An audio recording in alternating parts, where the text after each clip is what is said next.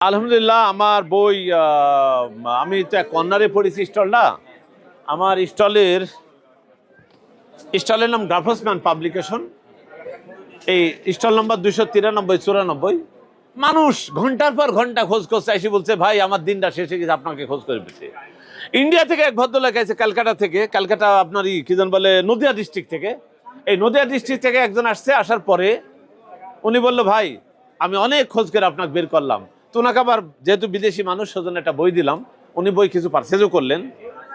তো এই যে আমার স্টলটা আপনারা মিডিয়ার এখনো উঠাতে পারেন নাই, যে আমি কর্নারে আছি, আমার স্টল নাম্বার এত, প্লেসটা কোথায়, একেবারে পূর্বপ্রান্তে মসজিদের সাথে। এইটা আপনারা মিডিয়ারা ব্যর্থ, আবার এটা উঠাইতে পারেন নাই। যদি উঠাই দিতে পারেন তাহলে আমি জায়গা দিতে পারবো না। এই যে কাউন্টার ফেলে দিয়েছি, যখনই ভিড় হবে ওই কাউন্টার ওইদিকে দুই দিকে মুভ করে দেবো। আপনারা শুনেছিলাম আপনি স্টল নেওয়ার সময় একটা সেলফি কাউন্টার করতে চেয়েছিলেন। হ্যাঁ, সেলফি কাউন্টার করে চেয়েছিলাম। আমি ডিজি মহোদয়কে বলছিলাম যে স্যার আমাকে তিনটা স্টল দেবেন, তিনটে স্টল দেবেন। একটা সেলফির জন্য ওপেন পড়ি থাকবে, আর দুটোতে বই বেচা কেনা করবো।